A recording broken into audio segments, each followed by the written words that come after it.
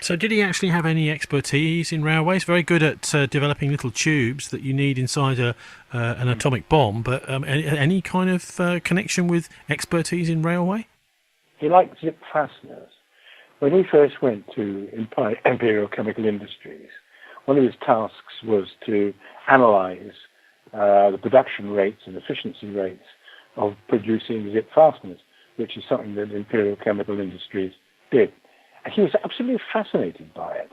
And I don't think he ever forgot it, because I think he began to think when he got to the railways, this was just another exercise in studying the efficiency of zip fasteners. He had no expertise whatsoever of any kind in business. At ICI, he was the technical director responsible for the company's chemical plants. He didn't have any direct responsibility for the financial performance of the company. He had no direct responsibility for the future direction of the company, with untoward consequences, because, of course, the epitaph of the Beeching career is that ICI itself collapsed eventually as the 21st century approached, because it was in a powerless position and completely unable to meet foreign competition. But Beeching knew not only nothing about economics, he knew nothing about business, actually. He was a plain technical director. And I suppose there was also the fact that they knew that he could keep his mouth shut, having worked on the atomic bomb project. Yes, there were other reasons as well. He formed a very strange partnership, a duet, which sometimes led to the sort of the caricature picture of the walrus and the carpenter, with Alfred Ernest Marples, who was the Minister of Transport at the time of the Beeching horror. And it was very strange, really, because you had this rather large, portly gentleman, almost like a monk, really, in the way in which he formed or didn't form his relationships with other human beings. And this gadabout little fellow, Marples, a Mancunian, who, before he rose to fame, organized contraband cigarette sales to Manchester City football fans, joined the Royal Engineers as a private and ended up as a captain, and then got himself a safe seat as a Tory, and was smiled upon greatly by Harold Macmillan, because he was put in charge of the plan to build 1 million council houses in order to cure the post-war housing shortage. Marples was a dancing marionette. It was quite extraordinary how he formed this amazing personal friendship with Beeching, which went so deep that Beeching used to go on holidays in the Beaujolais country, where Marples owned a vineyard. There was no real parallel of this at all, because you had two intellectual and human opposites: the introvert, absolute total introvert, Beeching, and the absolute total extrovert, and subsequently exposed as a criminal, Marples. Okay, your book is entitled Bomber Beeching and his war on the railways. Why do you say a war? Because, I mean, for many people at the time, they said, well, actually the network does need to be pared down a little bit. And essentially that's what he did. Is he took out some of the external bits. He left the hub of the rail network still intact. I totally disagree with you. He took out everything that was either remotely profitable or about to be. If you go back to the argument which you made earlier, that you made sure that the branch line trains didn't connect with the mainline trains, then, of course, my case is proven. But my case is proven simply by the fact that with a network of two-thirds the size of that which Beeching inherited, we're looking at something like 2 billion, and maybe rising to 2.2 billion passengers every year. This makes it almost the most intensely used passenger railway in the European Union, aside from the Deutsche Bahn and SNCF, Chemin de Fer Français. And so it's an entirely faulty argument to say that he cut costs.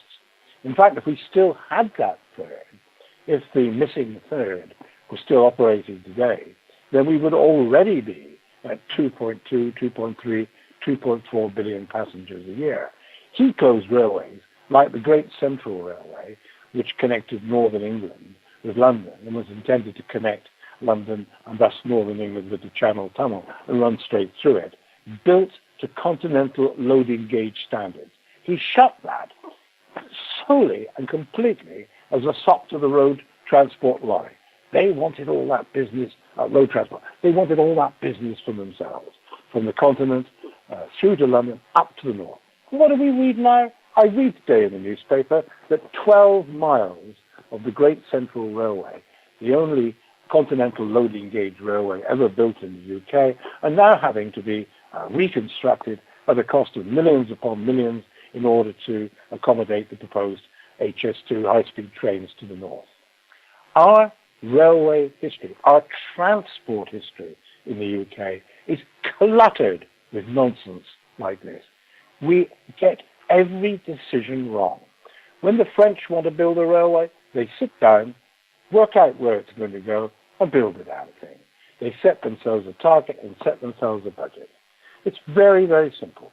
My book tells the story of the incredible rows that went on in London in the attempts to strangle Docklands at birth by denying it a tube extension, and the amazing performance of the ballerina Thatcher in this affair. Every time we are presented with what seemed to be a straightforward strategic decision, let's have better transport, let's have better roads, let's have better railways, let's have better waterways even, we will screw it up every single time. And the Beeching episode is just one illustration of that, although actually a catastrophic illustration of that. But you can see another one in Bristol, where you are calling from now. Instead of bundling everything into the Concorde, which was a predictable disaster, everything was put into it, which then destroyed civil aviation as an independent business in the UK. It was all handed away to the Americans and to the French, even the Canadians. Nobody in the UK now builds civil airliners anymore. It was another classic example of elitism, gigantism, empirism, commonwealthism, all speaking louder than common sense. And we do this over and over again. Closing the railways was a mistake, a total mistake.